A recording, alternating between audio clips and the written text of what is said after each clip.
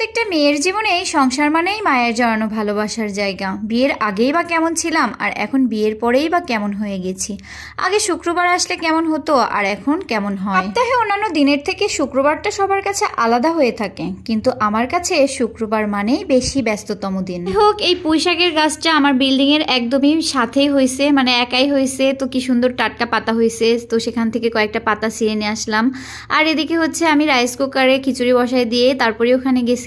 আমার বেশ কয়েকদিন যাবত হচ্ছে একটু খিচুড়ি খাইতে মন চাইতেছিল, কিন্তু দুঃখের বিষয় সেটা না হয় পরে বলবো। কিন্তু আজকে খিচুড়িটা কিন্তু আমি অনেক মনোযোগ সহকারে রান্না করছি, একদম ঈদের দিনের মতো স্পেশাল করে রান্না করার ট্রাই করছি। আর এখানে হচ্ছে আমি কয়েকটা ধনিয়া পাতাও তুলে নিয়ে আসছি। এটা কিন্তু আমাদের একদম উঠানের সাইডেই হচ্ছে গাছগুলো হয়েছে। ধনিয়া পাতাটা একটা সুবিধা আছে কি, যে কোনো তরকারি দিলে ভালো লাগে, স্বাদ আর কে দ্বিগুণ বেড়ে যায়।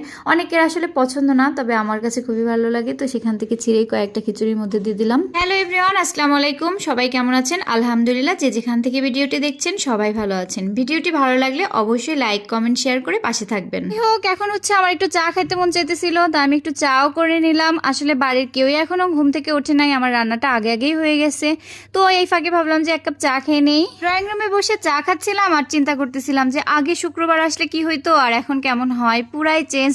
আগে শুক্রবার আসলে দেখা যেত যে 10টা-11টা পর্যন্ত ঘুমাইতাম, কোনো চিন্তা ভাবনা কোনো কিছুই প্যারাই ছিল না মাথায়। আর এখন শুক্রবার আসলে মানে আগে চিন্তা আসে যে ঘুম থেকে উঠতে হবে, অ্যালার্ম দিয়ে রাখি, তারপরেও দেখা যায় যে মাঝে মাঝে মিস্টেক হয়ে যায়, তখন একদম হুড়মুড় করে উঠতে হয়। আর এখনকার শুক্রবার মানেই হচ্ছে অনেক ব্যস্ততম দিন, কারণ তোমাদের ভাইয়া যেহেতু ব্যবসা করে তাকে সকাল সকালে বের হইতে হয়। যেহেতু একদমই গরম গরম খেয়ে বের হয়, সেজন্য তো আগে আগে রান্নাই করতে হয়, আর তাকে গরম খাইয়ে পাঠানোটা হচ্ছে আমার দায়িত্ব। যাই হোক, এর মধ্যে হচ্ছে কিছু ডিমও দিয়ে গেল। ডিমগুলো হচ্ছে একটু নোংরা ছিল, তো আমি সেগুলো হচ্ছে ভালো করে ধুয়ে রাখলাম। আর তোমাদের ভাইয়াকে তো ডিম ভাজি করে দিছি, সে তো চলেই গেছে। এখন হচ্ছে আমি খাইতে বসবো, তা ভাবলাম যে লেবু তো ফুরাই গেছে কাটা যেগুলো ছিল, তো আমি লেবু নিয়ে আসি একটা, তো সেখান থেকে হচ্ছে লেবু পেরে নিয়ে আসছি।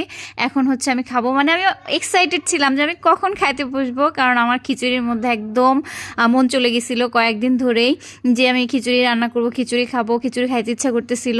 যাই হোক, দুঃখের বিষয় যে ফার্স্টে একটা কথা বললাম না, যে দুঃখের বিষয়ে একটা কথা আছে, সেটা হচ্ছে ওয়েদার ডিমান্ডিং খিচুড়ি, মানে বৃষ্টি নামলে তো সবারই খিচুড়ি খাইতে ইচ্ছা করে। তো আমি যখনই খিচুড়ি রান্না করছি এমন চকচকা রোদ্র উঠছে, মানে তোমরা হয়তো দেখতেই পাচ্ছ যে গেট দিয়ে আসতেছে। আর যাই হোক, খাইতে ইচ্ছা করতেছে, ওয়েদার যাই হোক না কেন। আমি তো একদম চেটেপুটে খেয়েছিলাম, তো আমার তো আরও একটু খাইতে ইচ্ছা করতেছিল, কিন্তু এদিকে তো রান্না করতে হবে, তো আমি এই যে রান্না করতেও চলে আসছি।